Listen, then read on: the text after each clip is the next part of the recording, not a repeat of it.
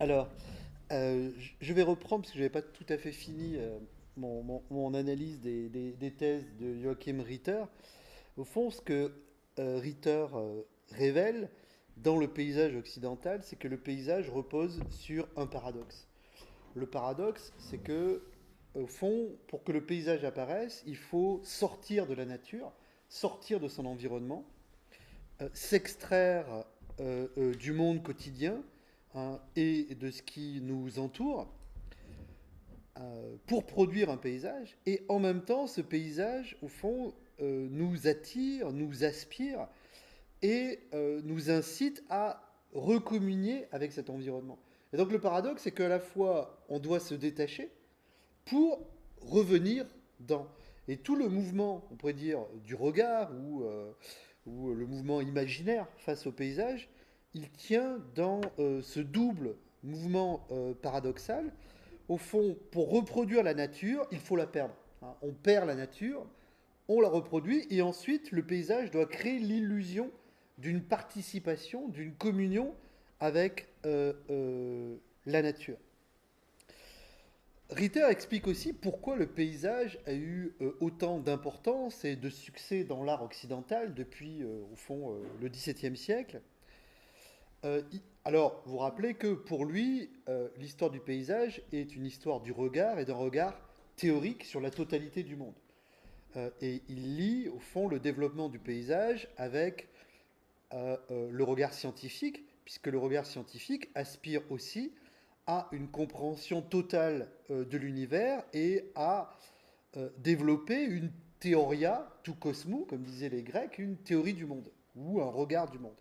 Sauf que, dit Ritter, si cela était encore possible chez les Grecs, cela n'est plus vraiment pour la science moderne, parce que la science moderne devient si complexe, si détaillée, devient si analytique, qu'elle perd, au fond, l'imaginaire de la totalité. C'est-à-dire, au fond, la science prémoderne avait toujours une partie esthétique de représentation du tout, et d'une certaine manière, il y avait un imaginaire de la totalité dans la science prémoderne. La science moderne devient si spécialisée, si complexe, elle-même, elle se distingue en différentes sciences, qui elles-mêmes se différencient en différentes parties ou spécialités de ces sciences, que, au fond, la théorie scientifique abandonne la capacité pour n'importe quel spectateur de représenter la totalité. Au fond, elle devient trop complexe et alors elle demeure encore et on sait bien que tel ou tel scientifique, au fond, à un moment donné de sa vie, va écrire une sorte de traité général à destination du grand public avec des grandes généralités pour évoquer ce sentiment de totalité, Stephen Hawking et d'autres. Très bien, mais globalement, la science, au fond, est tellement entrée dans le détail, dans l'analyse, qu'elle a oublié, au fond, la perspective d'une jouissance de la totalité. Et c'est pourquoi le paysage a compensé, au fond, cette hyper spécialisation de la science. Le paysage, au fond, a été vu comme une sorte d'expérience où on pouvait embrasser la totalité, alors qu'au fond, la théorie scientifique ne permettait plus de comprendre la totalité, cette totalité, soit devenant infinie, d'ailleurs, avec les révolutions scientifiques du XVIIe siècle, infiniment petit, infiniment grand, mais surtout infiniment complexe. Et donc, d'une certaine manière, la science devenant de plus en plus scientifique, spécialisée et professionnelle, a abandonné cette perspective un peu d'imaginaire cosmique qu'avait la science, on pourrait dire, prémoderne. Qu'elle aura encore, hein, il y a encore des auteurs au XIXe siècle comme von Humboldt, un scientifique allemand qui écrit un livre qui s'appelle Cosmos, avec des grandes planches sur le monde, etc. Mais c'est un peu la fin. Globalement, le travail scientifique va devenir un travail de la formule, du calcul, de la loi, et plus du tout de représentation de la totalité. Et donc cette représentation de la totalité, cette théoria tout cosmo, ce regard sur la totalité, c'est le paysage qu'il a assumé, au fond, puisque la science n'avait plus la capacité. Donc comme la théorie ne peut plus embrasser la totalité, par exemple dans une conception unifiée de la nature, parce que bien évidemment on va dire il y a les lois de Newton, les lois d'Einstein, etc. Mais en fait tout le monde sait que dans le détail il faut être hyper spécialiste pour comprendre quelque chose. Comme donc la théorie, au fond, a abandonné le tout au profit du détail et des lois. Elle est trop complexe, trop riche, trop infinie. Seule l'approche du paysage conserve cet étonnement devant la totalité. Et donc, d'une certaine manière, la cosmologie a fui la science pour se réfugier dans le paysage. Dans notre conception de la totalité, ou du cosmos, au fond, ne pouvons plus s'incarner dans les théories scientifiques, c'est en quelque sorte réfugié dans un étonnement esthétique que le paysage, au fond, a promu. Et on le voit bien encore avec les photographies spatiales, etc., des sondes qui, au fond, nous donnent, ou par exemple l'astronaute français là, qui est redescendu, mais qui a envoyé plein de photos, etc. Au fond, tout le monde n'avait rien à faire de ce qu'il faisait scientifiquement là-haut, mais la seule chose qui nous intéressait, c'était des beaux clichés sur la Terre, etc., pour réactiver cet imaginaire de la totalité. Et donc, pour Ritter, dans les temps modernes, seule l'image esthétique peut encore réveiller ce sens de la totalité et nous faire communier avec la totalité du cosmos, alors que la science et la théorie ont perdu la grandeur, ont perdu l'ampleur, ont perdu l'étonnement devant la totalité au profit de la complexité. C'est-à-dire, au fond, la science est devenue désenchantée, hein, et l'enchantement face au monde, c'est le paysage qui l'a promu. Double d'ailleurs compensation, dit Ritter, compensation de la perte du tout par la contemplation de la totalité esthétique, celle du paysage, mais aussi compensation de l'emprise de la science sur la nature. Comme cette science devient de plus en plus, selon l'expression de Descartes, maître et possesseur de la nature, comme cette science a la capacité de déterminer la nature, même dans sa structure atomique, par exemple la science nucléaire, comme la science devient une emprise totale sur la nature, le paysage, d'une certaine manière, réagit à cette emprise et le paysage nous laisse croire à un rapport plus flottant avec la nature. Oui. Au sens où, de même que la science développe trop ce sentiment d'une domination de la nature, le paysage nous laisse rêver à un rapport qui ne soit pas un rapport de domination, qui soit un rapport d'entente, de participation, de communion avec la nature. Donc au fond, le paysage moderne a deux raisons. La première, l'abandon de la totalité par la science, et donc le paysage compense cet abandon de la totalité par l'étonnement devant le tout, et aussi il compense l'emprise et la domination scientifico-technique de la science sur la nature par une sorte de rêve d'un autre rapport à la nature que le paysage promeut et qui ne serait pas un rapport de domination. Même si, bien évidemment, on va le voir d'ailleurs avec Julien quand il va parler du paysage occidental pour le distinguer du paysage chinois, pour lui, le paysage occidental relève de la domination. Donc il y aurait eu, et ça c'est la thèse principale de Ritter, il y aurait eu un cheminement parallèle de la science et du paysage.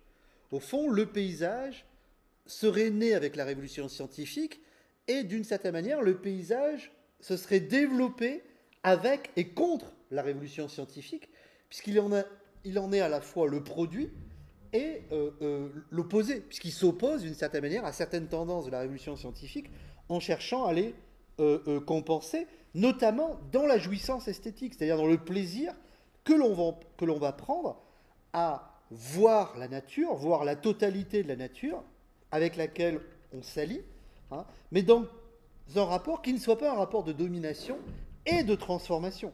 Parce que bien évidemment, la science transforme la nature, alors que le paysage arrête ce rapport, hein, dans quelque chose qui serait purement une contemplation désintéressée, une contemplation qui n'a pas de but pratique ni de but technique.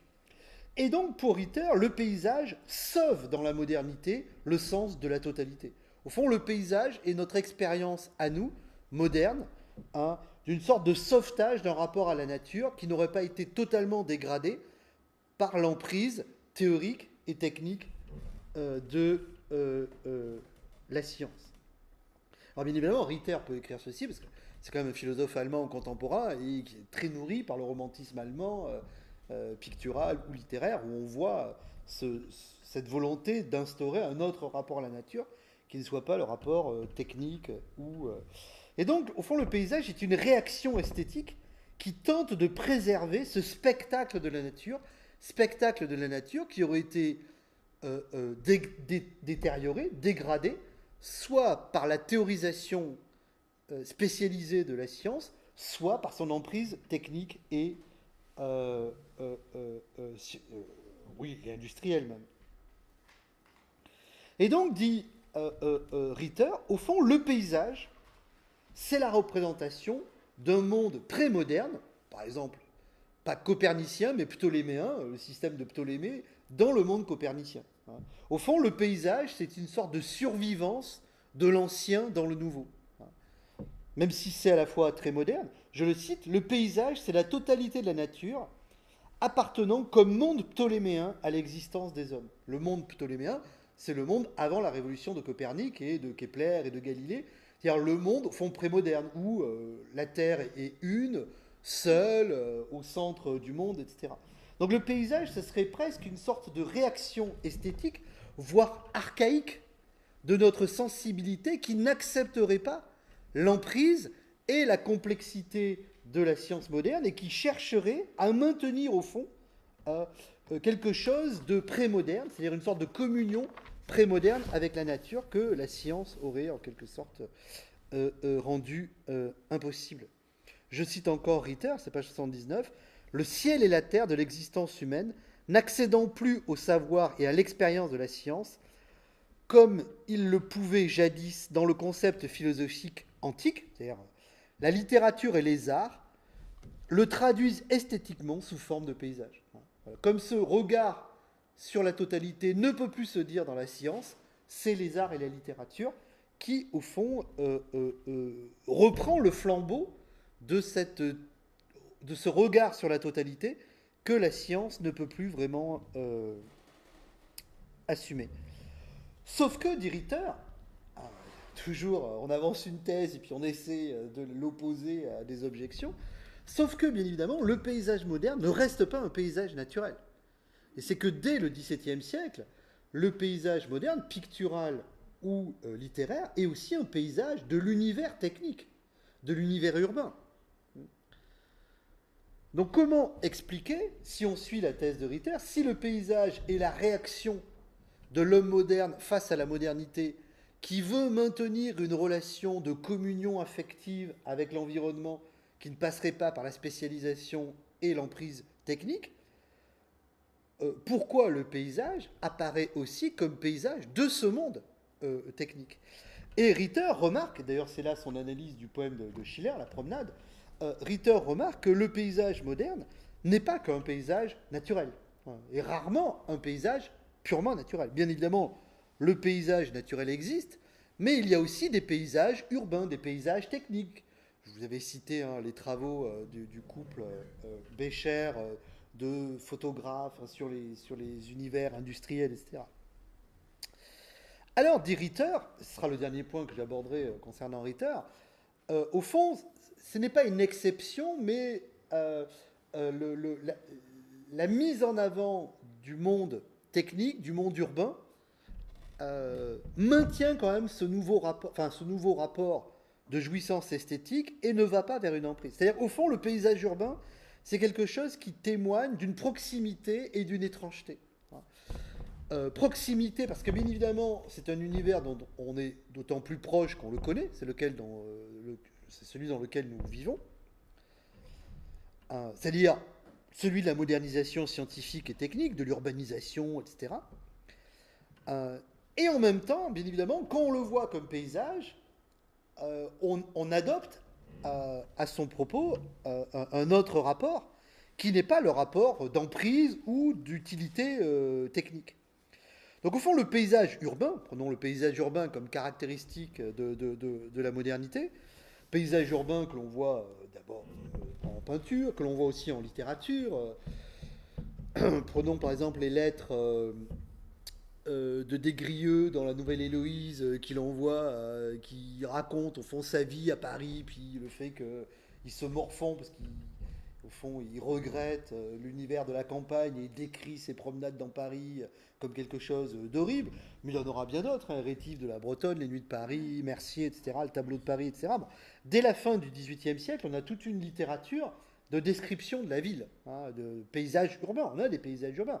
Même d'ailleurs dans les rêveries du promeneur solitaire de Rousseau, quelques rêveries évoquent des promenades dans les Alpes, mais d'autres, ils se promènent à Ménilmontant. Hein, et il décrit, il descend, et donc il décrit la ville, etc. Enfin, parfois on se fait une image d'un Rousseau bucolique, mais il y a des descriptions de ville chez lui. Donc dans ce cas-là, en fait, ce qui est montré de la ville, c'est à la fois quelque chose qui se reproche comme univers technique, produit par l'industrie des hommes, c'est plus la nature sauvage, etc. Et en même temps, ce n'est plus le rapport d'emprise et de complexité théorique. Donc Ritter maintient sa thèse. C'est-à-dire même le paysage urbain, au fond, témoigne d'un nouveau rapport qui n'est pas un rapport de complexité et qui n'est pas un rapport d'emprise technique, donc qui essaie de maintenir cet étonnement devant la totalité. Sauf que la totalité, ce n'est plus la nature, cette totalité, c'est la ville. Et pour Ritter, il y a même quelque chose d'absolument nouveau dans le paysage urbain, au fond.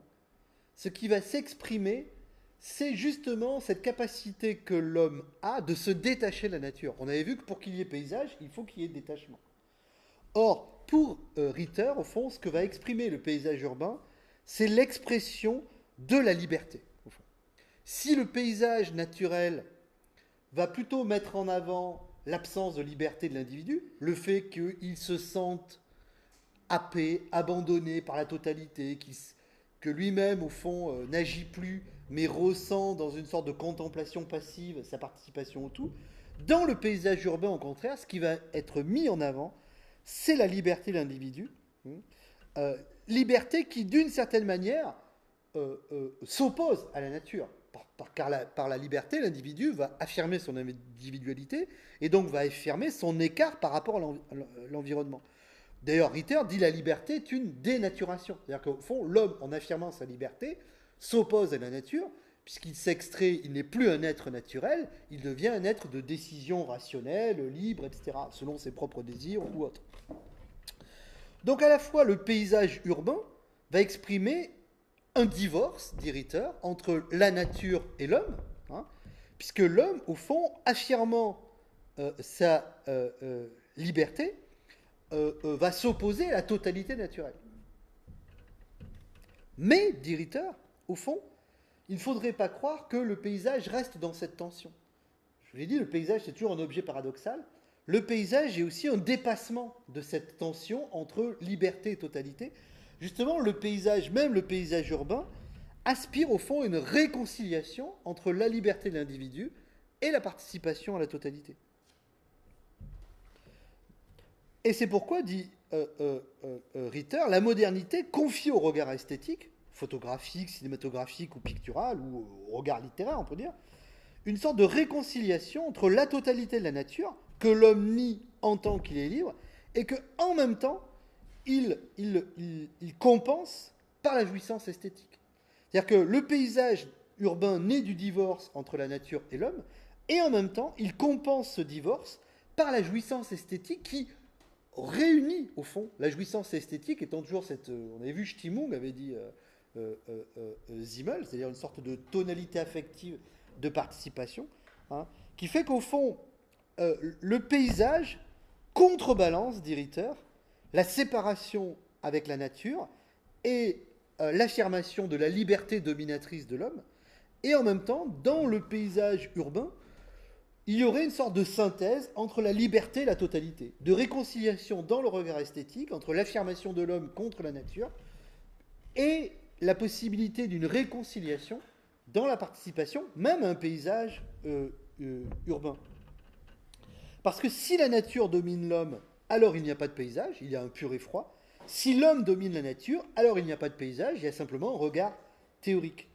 Donc le paysage doit être une médiation réconciliatrice entre liberté et totalité, Il repose sur la séparation entre la totalité de la nature et l'affirmation de l'homme, puisqu'il se détache du tout naturel, et en même temps, il aspire à une sorte de réconciliation.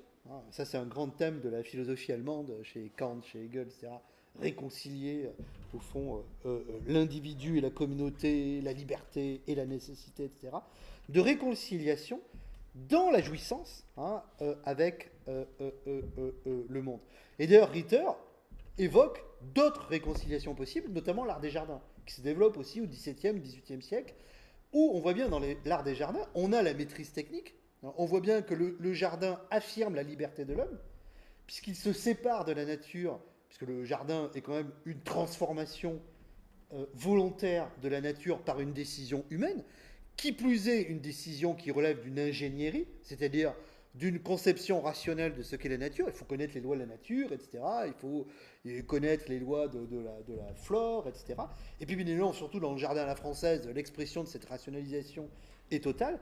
Et en même temps, le jardin qui est au fond une sorte de rationalisation, voire d'urbanisation, puisque c'est l'esprit urbain de contrôle, de maîtrise de tous les paramètres qui s'appliquent à la nature, en même temps, le jardin n'est pas un jardin théorique, n'est pas un jardin scientifique, il devient un jardin d'agrément. Donc le jardin, c'est à la fois l'expression d'une rationalisation, et en même temps, cette rationalisation est compensée et sublimée, on pourrait dire, comme Freud, dans une jouissance où l'homme croit à une union possible entre lui et la nature, alors qu'au fond, il s'est séparé de la nature pour la transformer, pour la dominer, etc. Et donc, et bien évidemment, l'homme du jardin n'est pas un seigneur dans son jardin. C'est-à-dire que même s'il est de facto, parce que c'est lui qui domine et qui règne et qui organise, qui calcule, etc., qui sait quand il doit planter, quand il doit arracher, mais en même temps, l'agrément qu'il recherche n'est pas un agrément de la domination. Donc au fond, le paysage comme le jardin, c'est une sorte de domination qui se dissimule elle-même, qui se donne l'illusion d'une participation non dominatrice. Au sens où l'art est une expérience du comme si. On fait comme si on ne dominait pas, alors que de fait, on domine. Alors je m'arrête ici pour Ritter, et je vais passer aux analyses de François Julien, par exemple dans Vivre de paysage, à propos des distinctions entre paysage occidental et paysage chinois, qui, on va le voir, prend à rebrousse-poil les analyses de Ritter. Enfin, à rebrousse-poil, d'une certaine manière, il est d'accord avec lui, parce que Julien va insister lui aussi sur le lien, on pourrait dire, consubstantiel entre la théorie et le paysage en Occident. Et le fait que le paysage chinois serait, au fond, un rapport non théorique au monde. Alors, François Julien est connu pour avoir écrit de nombreux textes sur la pensée chinoise. Il n'est pas le seul, il y a Bill Ether, il y en a d'autres. Il y a François Cheng que j'ai amené, par exemple, Vide et plein, que j'ai un texte que j'aime beaucoup, dont je parlerai peut-être un peu, justement le rapport du vide dans ce paysage-là. Julien, dans son essai, part justement du rapport entre théorie et paysage. Non pas simplement des théories du paysage, parce qu'au fond j'ai présenté différentes théories du paysage, mais le fait que pour lui le paysage, comme le Ritter l'a dit, est une théorie. C'est-à-dire le paysage est un regard, et un regard qui a des liens avec le théorique, c'est-à-dire avec l'analyse objective, la science, la domination technique, etc.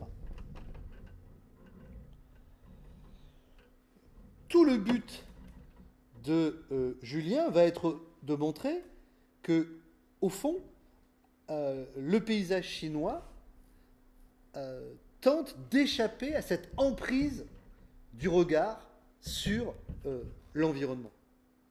Et que le paysage chinois exige un autre regard que l'homme occidental ne pourrait avoir qu'au prix d'une conversion quasiment religieuse, on emploie le terme de conversion, c'est-à-dire qu'au prix d'une transformation de soi, parce qu'au fond, notre regard théorique serait si présent dans notre culture technique, industrielle, scientifique, que nous ne pourrions pas voir le paysage chinois en tant que tel, mais que nous projetterions en lui, au fond, des schémas de pensée, d'interprétation, qui relèveraient du paysage occidental.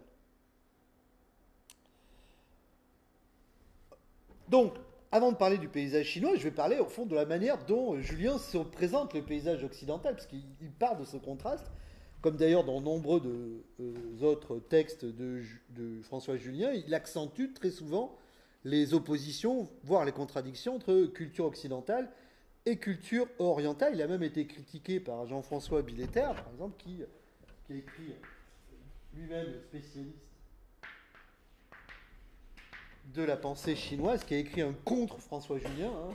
Il a écrit un livre contre François Julien pour dire qu'il exagérait dans cette manière d'opposer catégoriquement pensée occidentale et pensée orientale, par le fait que, sans même parler d'ailleurs des correspondances historiques qu'il y a eu, c'est-à-dire des passages réels qu'il y a eu, on sait que dès la philosophie grecque, par l'Inde, il y a eu des rencontres. Hein. Par exemple, après les voyages d'Alexandre, il y a eu dans l'école sceptique, notamment Pyrrhon, qui a rencontré ce qu'on appelait des gymnosophistes hindous, c'est-à-dire en fait des gens qui enseignaient nus, hein, gymnos en grec ça veut dire nu, hein, des choses, quand on regarde ce que Pyrrhon dit, bon alors il n'a pas écrit Pyrrhon, il a toujours refusé d'écrire, mais on le sait par différents disciples, c'est pas très très éloigné de pratiques spirituelles, ascétiques qu'on pourrait imaginer de l'Inde de l'époque, etc. Ensuite, il y a eu de nombreuses autres rencontres, hein, d'ailleurs même avant les rencontres du XVIIe, XVIIIe siècle par le biais des jésuites, etc.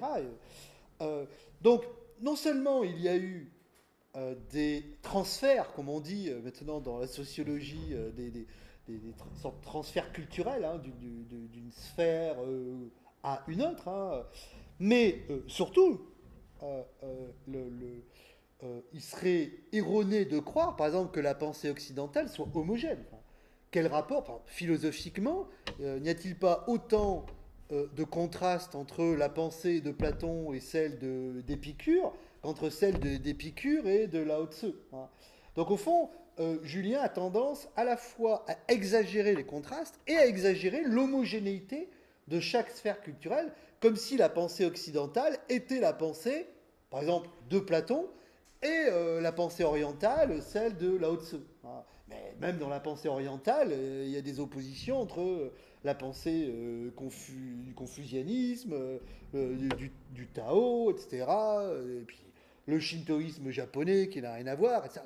Donc il y a de multiples courants spirituels et philosophiques en Asie, hein, qui sont d'ailleurs liés soit à des pratiques animistes, soit à des spiritualités issues du mouvement bouddhiste, soit de l'hindouisme transformé, etc.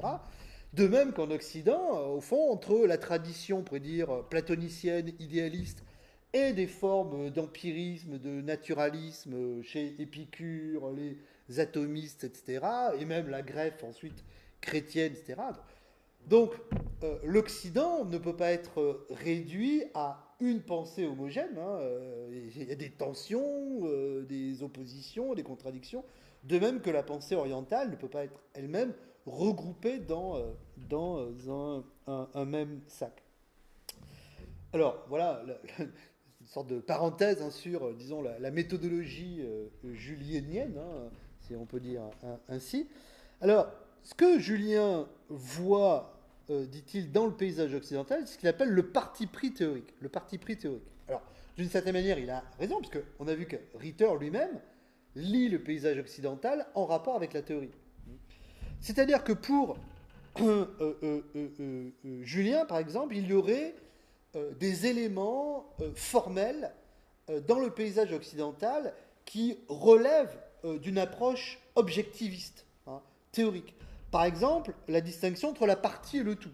Par exemple, la composition du paysage pictural. L'insistance de la pensée occidentale et de l'art pictural occidental sur le rapport entre la partie et le tout, qui implique d'emblée, au fond, un rapport géométrique à l'espace, qui va être accentué par l'invention et l'application de la perspective géométrique au XVe siècle. Julien considérant que dans le paysage chinois, shan shui, c'est-à-dire ciel, montagne haut, dans le paysage chinois, on n'a pas cette obsession des relations parti-tout. Il y a d'autres, on pourrait dire, techniques de composition. Deuxième accentuation, le paysage occidental manifesterait au fond la domination de la vue. Le paysage occidental serait un paysage où la vue centralisatrice, la vue dominatrice, serait plus importante, laissant de côté d'autres dimensions du paysage que ceux de la vue. Alors vous allez me dire, pour le paysage pictural, comment le paysage pictural ne pourrait-il pas être visuel, Mais il pourrait, bien évidemment, il y a différentes manières de concevoir la vision, et quel type de vision il y a là. Alors, la perspective, c'est une manière de dominer la vision, d'encadrer géométriquement la vision. Mais, par exemple, il fait appel à ce qu'on appelle les synesthésies. Très souvent, il remarque que dans les traités chinois du paysage, il y a beaucoup, non pas de métaphores, mais d'appels à des relations de la vue à d'autres sens. Par exemple, le son. Notamment dans les paysages de cascades, etc., où ils vont insister sur le fait que le paysage doit faire entendre le clapotis de l'eau, etc., sur les odeurs, etc. Donc le paysage oriental, selon Julien, il insisterait plus sur la synesthésie, c'est-à-dire les correspondances des sens entre eux. Et il donne des exemples de traités de peinture qui, dès le 7e siècle, on a en Chine des traités de peinture du paysage où les peintres, qui sont eux-mêmes des théoriciens de leur propre pratique, insistent sur cette manière de faire résonner, au fond, la vue avec d'autres sens. Par exemple, l'ouïe ou le son. Dimension qu'ils verraient moins présente dans le paysage occidental, qui serait au contraire un pur plaisir visuel, et qui ferait moins appel aux synesthésies. Alors bien évidemment, c'est très facile de prendre des contre-exemples, et je parlerai de Cézanne, et on verra qu'au fond, tout ce que Cézanne décrit, etc., c'est précisément ce que Julien classerait comme paysage oriental. Puis le troisième trait que Julien remarque, c'est l'opposition entre le sujet et l'objet. C'est-à-dire que selon lui, le paysage occidental serait un paysage qui distinguerait le spectateur et l'objet à contempler, le spectacle et le spectateur. Ce serait au fond une œuvre qui insisterait sur la séparation. Et on a vu d'ailleurs le rôle de cette séparation, parce que j'ai indiqué qu'il ne peut pas y avoir de paysage s'il n'y a pas d'abstraction, si on ne se retire pas d'eux pour contempler. Et donc le paysage occidental naîtrait d'une division, sujet-objet. Sujet regardant, le spectateur, objet à regarder, l'environnement qu'on est en train de regarder. Ce qui fait que le paysage occidental serait d'abord un spectacle. Spectaculum, etc., spec, la racine indo-européenne, ça renvoie à la coupure. C'est quelque chose qui est découpé. Donc déjà dans le spectacle, il y aurait l'idée de séparation, de coupure entre moi et le spectacle lui-même. Ce qui n'est pas faux d'ailleurs. Rousseau, qui était obsédé par un art de participation, l'une de ses grandes critiques du théâtre, dans sa lettre à Malesherbes, la lettre sur les spectacles, c'est que précisément le théâtre est un art de la séparation, un art entre le spectateur et le comédien. Et Rousseau oppose dans la Nouvelle Héloïse, dans notre texte, un autre art qui n'est pas un art de la séparation, c'est la fête et la danse, où tout le monde danse ensemble, etc. Donc la détestation que Rousseau a du théâtre, il y a différentes raisons d'ailleurs personnelles, il y a toujours des raisons personnelles chez Rousseau, mais viendrait de cette idée, au fond le théâtre serait un art de la séparation, sujet-objet, de la non-participation, à part sur le mode de l'émotion, où on participe, mais on ne participe pas vraiment. Et Rousseau opposerait au théâtre, au fond, un art de la participation, qui serait la fête, le carnaval ou la danse, où là, les individus, au contraire, participent ensemble, et il n'y a pas de spectacle. Mais évidemment, quand on danse, on ne se regarde pas danser. On est peut-être un spectacle pour les autres, mais en tout cas, soi-même, on n'est pas en train de se regarder danser, on n'est pas un spectacle à soi-même. Donc au fond, ce que voit Julien ici, c'est que le parti pris théorique du paysage occidental accentuerait la séparation, la division, le divorce, terme qu'avait employé Ritter, entre le spectateur et le spectacle. Alors, même si, bien évidemment, comme je l'ai dit, le paysage se veut aussi l'émergence d'un sentiment de participation qui contredirait ce divorce. Puisque, bien évidemment, dans le paysage, je me sens absorbé, je me sens happé, je vise à la communion, je vise à la participation. Je ne suis pas là à jouir de la séparation. Mais en même temps, bien évidemment, il y aurait d'autres arguments qui iraient dans le sens de Julien, où on pourrait très bien montrer que parfois, avec la perspective, par exemple, il y a un sentiment de domination, puisque la totalité des éléments sont unis dans un seul point de fuite, qui implique lui-même d'ailleurs un seul point regardant, enfin celui qui regarde et qui... il y a des jeux comme ça. Alors passons au paysage. Alors, au fond, que nous proposerait le paysage chinois qui échapperait, au fond, à cet excès théorique, cet excès de division et de séparation du paysage occidental qui, au fond, est toujours un paysage de l'objectivation.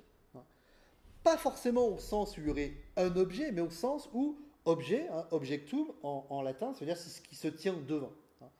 Et au fond, toute la rhétorique, pas au sens négatif, mais toute la rhétorique de Julien, c'est d'opposer un paysage devant à un paysage dedans. Le paysage occidental serait un paysage du devant, je me tiens devant quelque chose. Donc, je suis sujet face à un objet, et cet objet, il est obstant, il est devant moi, comme objectum, il est devant moi. Alors que le paysage chinois ne viserait pas, au fond, ce rapport d'objectivité, il viserait un rapport de participation, d'immersion dans quelque chose qui n'est plus devant lequel je ne suis plus, mais dans lequel je suis. Donc il y aurait une conversion du regard, et il y aurait même une conversion d'attitude, où on passerait au fond du spectacle à l'immersion. Soit dit en passant, on peut remarquer que dans l'industrie culturelle et des spectacles, depuis une quinzaine d'années, ce terme d'immersion devient de plus en plus commun, et toutes les structures spectaculaires, parcs d'attractions ou autres, ne cessent de proposer aux individus non plus des spectacles auxquels ils assistent, mais des expériences auxquelles ils participent sous la forme d'immersion. On parle d'immersion dans ceci, Disney World va être immergé dans une sorte d'univers galactique ou autre, mais n'importe quelle reconstitution historique vous promet une immersion. Alors, au fond, je doute de la participation immersive réelle des individus à ce type de spectacle. C'est une autre rhétorique, alors là, au sens négatif. Mais on voit bien que l'univers spectaculaire veut que les gens n'assistent plus à des spectacles, mais au fond, participent, fassent des expériences et soient immergés dans. Ça avait déjà commencé avec les géodes, etc., les cinémas à 360 degrés. Il y aurait une sorte comme ça de la 3D, par exemple, qui promeut, au fond, cette immersion totale. Je veux dire, l'immersion, elle arrive quand tu n'as plus l'horizon, tu n'as plus le point de fuite. Tu dois les trucs fermés. Les paysages asiatiques, ils proposent un point de vue souvent de chute. Et là, tu as oui, de filer vers le ciel. oui, ou le vide. Ou le vide, qui d'une certaine manière... Les processus immersifs, tu as l'effacement des cloisons, etc. Oui, oui, oui, oui, oui, oui. Mais je parle dans les industries culturelles et de loisirs, ce qu'ils appellent immersion, c'est pas une véritable immersion. La véritable immersion, c'est d'aller vivre pendant 6 mois ou un an. C'est pas. Donc c'est effectivement, c'est plutôt un brouillage de certains repères spatio-temporels qui doivent donner l'illusion que tu participes réellement. Mais bon, ça n'a. Pardon? Oui, oui, mais au fond, l'immersion promet une participation, mais une participation qui reste une participation spectaculaire, émotionnelle, qui n'est pas une véritable participation. Parce que la véritable participation serait de transformer les choses. Évidemment, on ne va pas demander aux individus de transformer et de s'approprier les choses. Donc c'est toujours une immersion relative, quoi. Et c'est surtout une rhétorique de l'immersion où il n'y a pas véritablement d'un sentiment d'abandon à. Il y a plutôt, c'est un autre type de divertissement. Mais ça reste quand même un divertissement organisé par telle institution, telle entreprise, etc. Bon, je pense que c'est un peu différent de ce que Julien appelle immersion dans le paysage. Alors, ce qu'il va mettre en avant dans le paysage chinois, c'est un tout autre rapport au monde, rapport qui justement ne passe pas par l'espace géométrique. C'est-à-dire, au fond, et il le dit dès le nom, Shanshui, donc montagne haut, ce serait l'interaction de deux éléments. Donc on n'est pas dans l'espace. L'espace est déjà un terme trop neutre. Le paysage, au fond, représente un certain type d'espace. Je parlais d'espace, d'environnement, etc. Même le vocabulaire choisi témoigne déjà de l'objectivation. Alors que le paysage chinois dit d'emblée quelque chose qui ne relève pas d'un espace, qui relève de deux espaces qualifiés, de deux espaces géographiques identifiés, de deux espaces qui sont déjà porteurs de qualités physiques, esthétiques, montagne et eau. Qui d'ailleurs eux-mêmes, dans leur polarité, expriment des contraires. C'est-à-dire la fixité de la montagne, le passage de l'eau. Donc le paysage ne serait pas un paysage qui serait structuré forcément par le haut et le bas, l'avant et l'arrière, la droite et la gauche, comme dans le paysage occidental, qui est surtout structuré, au fond, par deux qualités qui sont à la fois complémentaires et opposées, le fixe et le passager. La montagne, qui va plutôt incarner la stabilité, et l'eau, eau d'ailleurs, ou les nuages, etc., qui sont au fond l'élément liquide, ou le ciel, qui vont, c'est pour ça que très souvent, l'eau et le ciel sont absolument indistincts, qui vont exprimer l'élément de l'impermanence, la permanence et l'impermanence.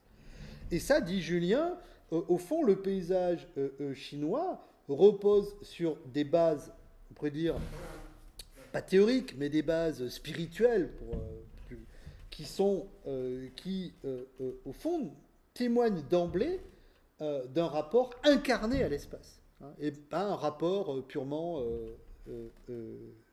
détaché. Ce qui fait que c'est pas un espace, ce sont des lieux, et des lieux qui ont déjà des significations qui leur sont propres. Celles que j'ai indiquées, ou il y en a d'autres d'ailleurs, significations qui font que, au fond, ce qui est représenté est toujours représenté comme l'expression du lieu même. Alors, là, Julien fait appel à différentes légendes de peintres chinois bien connus, où le peintre disparaît dans son propre tableau, etc. Il y a une légende célèbre où un peintre célèbre peint un tableau devant l'empereur, etc. Et puis l'empereur n'est pas content, et donc il s'enfuit en se représentant lui-même dans son tableau, et il s'enfuit dans son tableau, etc. Et donc comme ça, l'empereur ne peut pas le faire arrêter. Et puis il y a d'autres. Mais ce qui est intéressant pour Julien ici, c'est précisément le fait que voilà, on est dedans, puisqu'on n'est pas devant. Et donc d'une certaine manière, alors il faut savoir que aussi, même concrètement, par exemple, les tableaux au sens pictural du terme n'ont pas du tout le même support. Ce sont des bandeaux pour les tableaux chinois et non pas des toiles encadrées. Et donc, mais le bandeau lui-même, quand on l'ouvre, implique un autre rapport à l'espace qui n'est pas justement la frontalité, l'objectivité du cadre de la Vedutta occidentale, du cadre qui borde et qui sépare le tableau du reste, alors que là, les rouleaux vont s'ouvrir et au fond, il y a une sorte, alors déjà, un mouvement du corps qui implique une plus grande participation du spectateur au spectacle, et puis bien évidemment, quelque chose qui, dans le déroulement, à la fois, je dirais, physique, quand on déroule le rouleau et le déroulement de ce qui est narré, parce que bien évidemment, plein de peintres jouent sur ce déroulement, il y a une participation qui est beaucoup plus un mouvement hein, du corps, qui n'est pas au fond, la fixité hein, du paysage occidental. Tout ceci, au fond, pousse Julien à développer l'idée que ce qui importe dans le paysage chinois, ce n'est pas le regard, mais ce qu'il appelle le vivre, hein, le vivre, la participation hein, de l'individu. Quelques citations.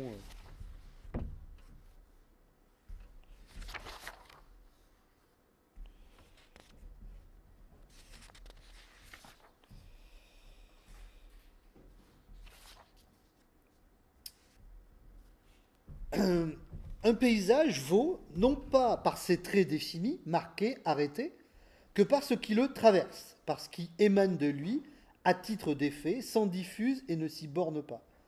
C'est pour passer, frayer dans le registre, demeure sous-développé ou suspect dans nos langues, et taux intenable de ce qui ne s'appartient pas, c'est-à-dire n'a proprement de pertinence, registre de ce qui n'a plus d'essence, hein, mais qui n'est pas non plus son contraire. Le tout s'écoule du mobilisme, registre qui n'est pas de l'être, mais de l'antre, hein, du traversant et du prégnant, du s'exhalant, s'infiltrant, de l'évanescent, envahissant, dit Julien. Il parle au fond, le paysage ne vaut pas par ses traits définis, ça ce serait le paysage occidental, très défini, d'ailleurs d'abord le cadre, marqué, arrêté, ensuite les lignes de fuite, etc., les différents étagements du paysage, mais le paysage chinois vaut par ce qui le traverse, hein, c'est-à-dire ce qui s'y diffuse et ne s'y borne pas. C'est un paysage, au fond, qui n'a pas de limite. Hein. Et donc, dans ce qui traverse, au fond, ce qui est recherché, c'est ce qui n'a pas d'essence fixe, de déterminité fixe, hein, qu'on pourrait dire ceci et cela, mais qui n'est pas non plus son contraire. Ce qui est recherché, c'est le mobilisme. Alors, c'est là où c'est amusant, parce que Julien cite le tout s'écoule du mobilisme. Tout s'écoule, c'est Héraclite, c'est un penseur grec, pour lui dire, mais alors, de fait, l'Occident n'a pas été si étranger à cette traversée, puisqu'il cite lui-même Héraclite, qui n'est pas, que je sache, un penseur chinois, etc.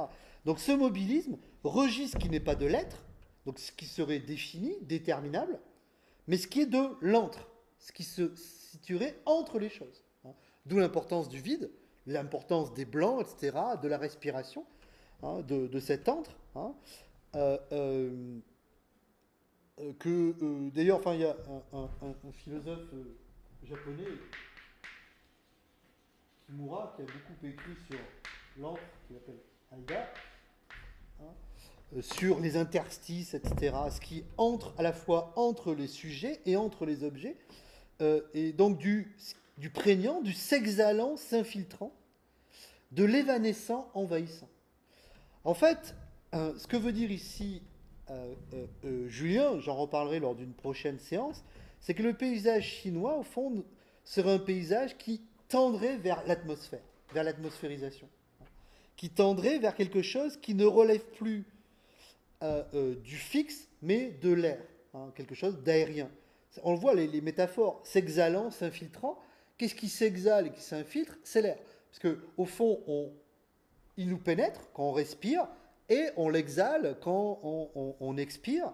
Et il est à la fois évanescent, envahissant, il est partout et nulle part. On peut pas l'air, par exemple, n'a pas de limite, n'a pas de détermination ou de choses, etc. Et donc le paysage, au fond, le paysage chinois irait vers cette atmosphérisation, rechercherait ces qualités de l'atmosphère, à savoir l'enveloppement, ce qui nous enveloppe de partout, et la pénétration, c'est-à-dire des qualités où il n'y a plus de dedans et de dehors, hein, où il n'y a plus, au fond, de sujet et d'objet, mais quelque chose qui serait, bon, ce qu'on pourrait appeler une ambiance.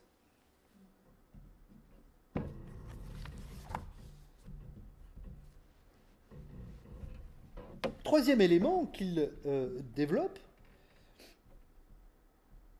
selon lui, mais là encore, on pourrait lui objecter qu'il en est peut-être déjà de même dans le paysage occidental, le paysage chinois délaisserait la perception au profit des émotions. Ce serait un paysage qui ne serait pas obsédé par le rendu réaliste de ce qui est perçu, mais qui, au contraire, cherche à émouvoir, à transmettre des émotions. Alors, là encore, bien évidemment, on l'a vu avec les premiers paysages de Patimir, etc. Peut-on dire que le paysage occidental, même si le paysage occidental, sans doute, est plus soucieux d'un rendu détaillé et plus réaliste de ce qui se trouve devant nous, peut-on dire pour autant que le paysage occidental soit dépourvu d'affectivité? Bien évidemment que non, le paysage est un plaisir. Il n'y a de paysage que par le plaisir, donc il n'y a de paysage que par les émotions qu'il suscite.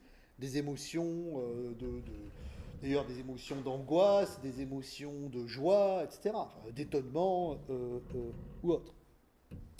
Mais selon Julien, au fond, ce qui caractériserait essentiellement le paysage chinois, ce serait cette insistance sur l'émotion, et là encore, non pas des émotions fortes, radicales, excessives, etc., mais des émotions justement elles-mêmes atmosphérisées, c'est-à-dire des émotions subtiles, hein, des émotions qui ne relèveraient pas de l'effroi, par exemple, hein, par rapport à un paysage.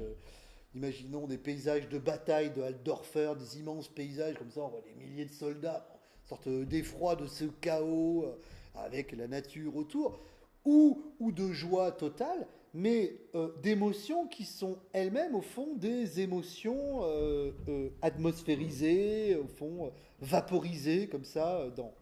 Mais pour autant, ça reste quand même des émotions parce que, bien évidemment, l'une des caractéristiques de l'émotion, c'est la polarité plaisir-peine. Il n'y a pas d'émotion s'il n'y a pas, bien évidemment, une tension minimale entre le plaisir et la peine. Même si d'ailleurs l'émotion peut aller vers la peine plus que vers le plaisir, ou inversement, l'émotion est toujours tiraillée par cette dualité. D'ailleurs, c'est une des caractéristiques de la vie affective qu'elle est justement toujours structurée par cette polarité du plaisir et de la peine. Dans le cas de l'émotion picturale, bien évidemment, il y aurait toujours un tonus, une tension à l'œuvre. C'est-à-dire que même si le paysage chinois atmosphérise, et s'il va vers une forme de sérénité, de douceur, de subtilité, il n'en est pas moins représentatif d'une tension à l'œuvre dans le paysage. Alors, c'est plus une tension entre le sujet et l'objet, c'est plus une tension entre le fini et l'infini, ça va être une tension justement entre l'ouverture et la fermeture, entre le vide et le plein, hein, entre le yin et le yang. Mais à Hein. toutes les époques, Alors, là, il se base plutôt, les traités qu'il cite, etc., c'est plutôt 7e, 8e, 9e siècle. Hein. Malguinet, dans certains articles qu'il a publiés dans Ouvrir l'Orient et l'Art nu, lui, il parle de la période Song. Alors, c'est un peu plus tardif, etc.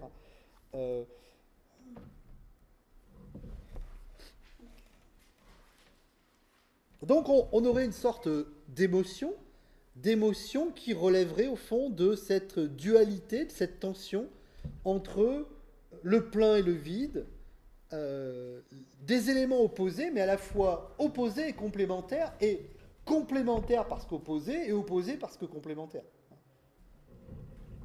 Et le paysage, au fond chinois, chercherait à exprimer cette tension dans la complémentarité, notamment avec le vide et le plein, mais j'en parlerai peut-être lors de la prochaine séance avec François Chang. Quatrième point, alors cette tension, cette ambiance, cette affinité vise au contraire un rapport au cosmos qui serait différent du rapport établi en Occident. Ce serait un rapport de connivence, dit Julien, de connivence. C'est-à-dire d'affinité, d'appartenance, comme si l'individu et le cosmos étaient faits de la même étoffe. Là où l'homme occidental aurait tendance, comme l'a dit Ritter, à affirmer la séparation vis-à-vis de la nature en insistant sur la liberté de l'individu par rapport à la totalité, même si le paysage essaie de réconcilier totalité et liberté, il n'y aurait pas, selon Chang, dans le paysage chinois, ou le proto-paysage chinois, 7e, 8e, 9e siècle, il n'y aurait pas cette affirmation de la liberté de l'individu face à la totalité, mais au contraire l'insistance sur l'appartenance de l'homme à la nature, sa compénétration. Je vais citer un passage, page 108, parce que je me suis mis lire page 108, alors il faut que je lise. Alors, comment dire dès lors cette compénétration du paysage de l'émotion, du perceptif de l'affectif, s'il est vrai qu'on ne peut plus distinguer l'un de l'autre, que chacun y perd son identité.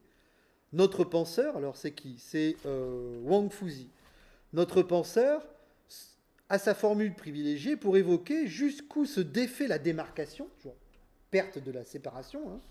Il y a, dit-il, fusion, imprégnation ou liquéfaction, imbibition, hein, Xiang Wei Rong Jia, hein, au point qu'il peut avancer cette formule forte. Émotion et paysage sont deux en tant que termes, mais sont en fait indissociables. Donc au fond, le paysage chinois chercherait cette imprégnation, cette fusion indissociable entre le spectateur et le spectacle, qui ne serait justement plus spectateur et spectacle. Il irait vers une compénétration, hein, une fusion, qui relèverait du fait que l'individu reconnaîtrait son même être dans le paysage. Il n'y aurait plus de séparation, même de séparation du point de vue de l'être, ce qu'en grec on appelle ontologique. Il n'y a pas de séparation ontologique. Mon être est différent de la nature, mais nous appartenons au même être. Alors, là encore, on pourrait dire, mais si Julien avait lu sérieusement Maurice Merleau-Ponty, par exemple la phénoménologie de la perception, il ne dit que cela, il appelle ça chair, participation de l'individu au monde, etc. Donc vous voyez, c'est l'insistance de Julien sur la séparation pourrait être contredite en citant Épicure, les épicuriens, etc. et d'autres. Mais peu importe. Est-ce que nous pouvons le ressentir?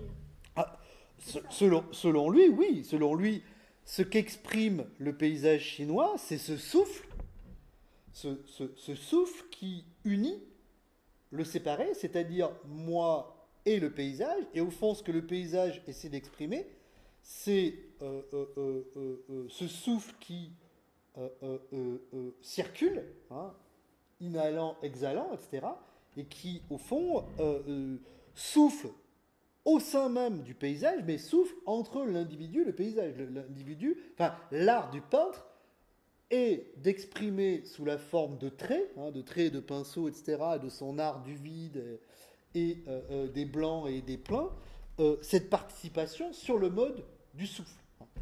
Mais là encore, si vous lisez les stoïciens, Sénèque ou d'autres, ou Cicéron ou Chrysippe, enfin, les stoïciens grecs, qu'est-ce qui est l'élément qui organise l'unité du monde? C'est pneuma. Et pneuma, en grec, ça veut dire souffle. Souffle. Et donc, là aussi, enfin, parfois, on se dit que Julien va chercher très loin ce qui est très proche. Alors, c'est pas sans intérêt, bien évidemment, mais il croit parfois à cette exceptionnalité, etc., où, alors qu'au fond, ce qu'il essaie de dire sur le rapport au cosmos comme participation par le biais du souffle, c'est typiquement ce que disent les stoïciens, et même ce pneuma, ce souffle, hein, qui est le logos, qui est Dieu, d'ailleurs, pour Cicéron, hein, un traité de la nature des dieux de Cicéron, il dit le pneuma, c'est le Dieu, Dieu, ce n'est rien d'autre que ce pneuma, qui circule hein, dans tous les corps, qui unit tous les corps, et qu'est-ce qui résulte de cette union, pour dire pneumatique du monde? C'est ce que les Grecs appellent sympatheia, la sympathie. C'est-à-dire la connivence dont parle Julien, c'est-à-dire la sympathie, le sentiment de vibrer avec, d'être la sympathie, pas au sens, je dirais, ordinaire, d'avoir de la sympathie pour quelqu'un, mais la sympathie au sens de ressentir le même pathos, la même émotion. Donc, immersion, participation, résonance, compénétration par le souffle, etc. Donc, d'une certaine manière, Julien a tendance à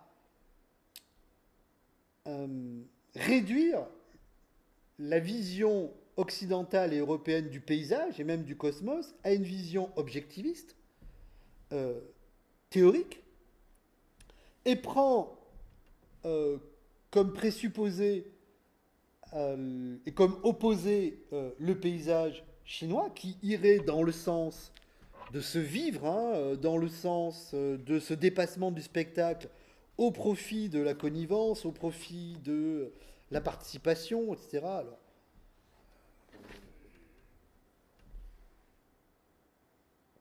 je peux citer différents passages, j'ai noté page 135.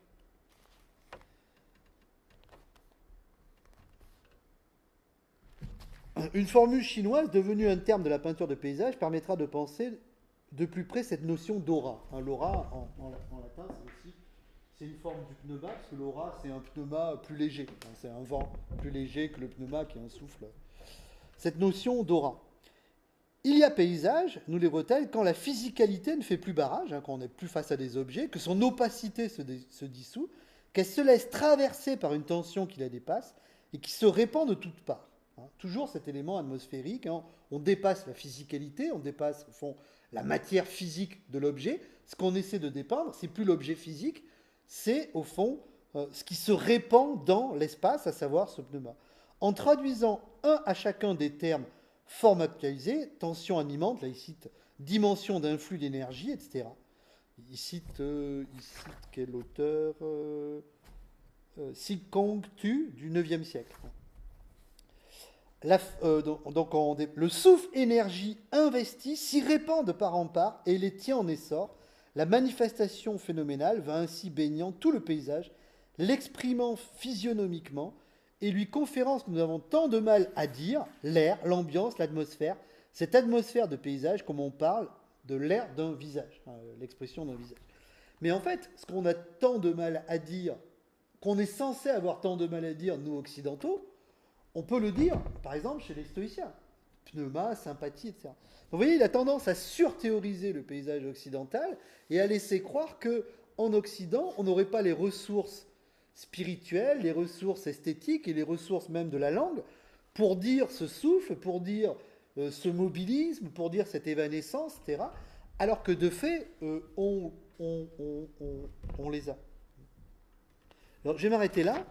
Je reprendrai juste un petit peu la semaine prochaine, parce que je parlerai un peu des approches de François Tcheng et d'Henri Maldinet, qui se décalent un peu par rapport au paysage chinois, du dichotomisme hein, de Julien, qui a tendance comme ça à opposer les uns aux autres, même si, on l'a vu bien évidemment, il y a des choses justes et pertinentes dans les éléments qu'il développe. Ce qui est un peu contestable, c'est l'excès hein, qui va essentialiser, comme s'il y avait une essence de la pensée chinoise et une essence de la pensée occidentale, alors que comme on l'a vu, au fond, par rapport au cosmos, l'approche du cosmos chez Platon, par exemple, est très différente de celle des stoïciens, qui sera très différente de celle des épicuriens, qui sera très différente de celle des chrétiens ou de celle des modernes et tout.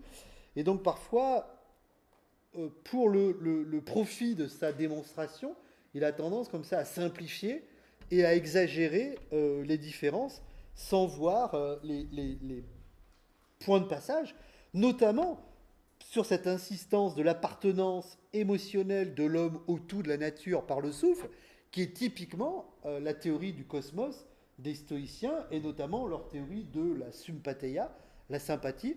Par exemple, vous avez dans Marc Aurèle ou dans Épictète, vous avez des passages célèbres où justement le philosophe stoïcien doit, je crois que c'est dans Marc Aurèle, il regarde une araignée, etc. Il se dit mais elle fait partie du même tout que moi et je dois avoir la sympathie pour elle, comme je dois avoir la sympathie pour les animaux, pour les étoiles, pour... Tout est au fond uni par la même sympatheia qui tient tout ensemble. Le logos est un logos émotionnel. Et c'est au fond ce souffle qui circulent dans tous les corps, il les unit et il fait ressentir ensemble la même appartenance, la même union à la nature.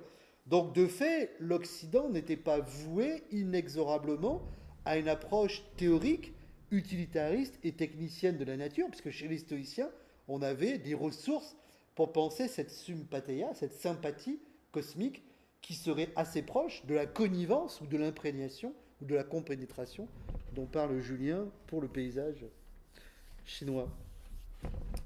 Je m'arrête là, puis un petit temps pour les questions, pour les remarques.